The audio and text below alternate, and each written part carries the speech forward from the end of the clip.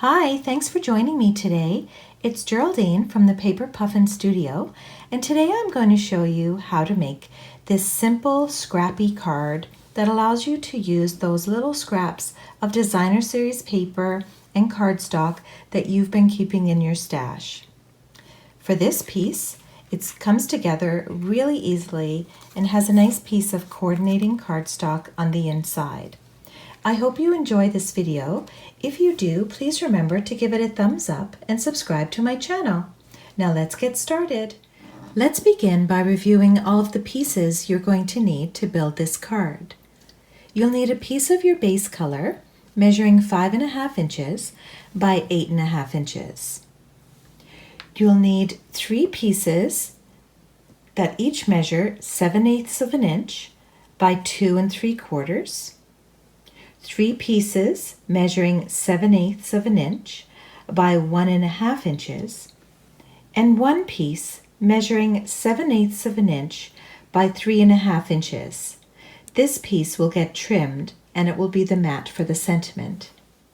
You'll need 2 pieces of cardstock measuring 5 3/8 by 4 1/8, and then another piece of the same color cardstock measuring 3/4 of an inch by 3.5 inches. You'll use this piece to stamp the sentiment on, and so it will get trimmed. For the designer series paper, you're going to need 1 piece that measures 3/4 of an inch by 5 3/8, 3 pieces that measure 3/4 of an inch by 2 5/8, and 3 pieces that measure 3/4 of an inch by 1 3/8. You'll notice I've varied the designer series paper here to make this pattern. If you want, you can use all the same designer series paper, or you can mix it up in whatever pattern you like. Now I'm going to attach this long strip of the designer series paper to the right side of this piece of cardstock, and this will get placed on the inside of the card.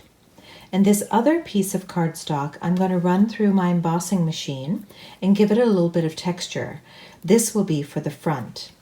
A little tip for me is that when I see these little edges after cutting, I use this file to help me to take down those edges and make it nice and straight and smooth.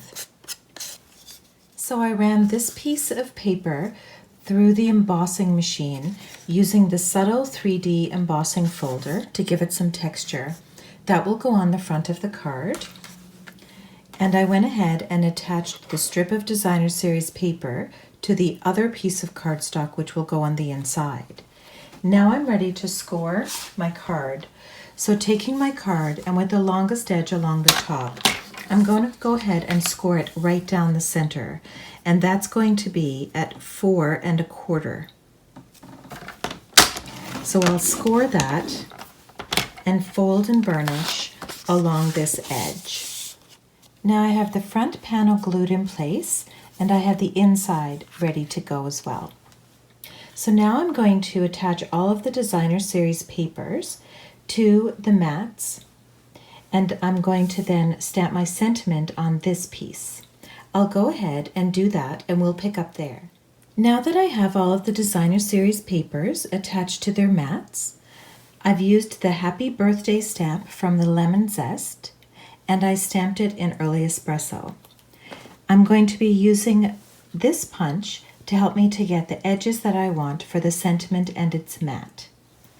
I'm going to go ahead now and start attaching these pieces of designer series paper to the front of the card.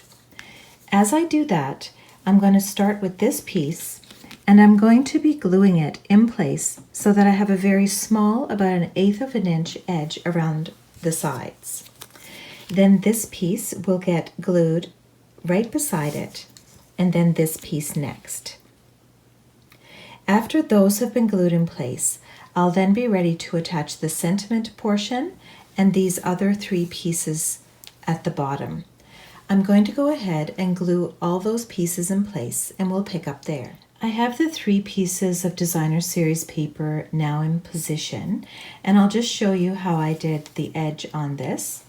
So like I said, I stamped the image, and then I used my punch to make the edge on the vanilla piece. I then attached the vanilla piece to the mat and tucked it underneath here and cut again. Now this piece I'm going to be popping up on dimensionals and placing it right here and giving it some embellishments on either side. And then I will glue these 3 pieces underneath. I'll go ahead and do that and show you the finished product. So here we have the finished card. You can see that I put a couple of little enamel dots on there as embellishments, and the card's all done. It's really simple to make and allows you to use up those little scraps of paper that you have in your stash.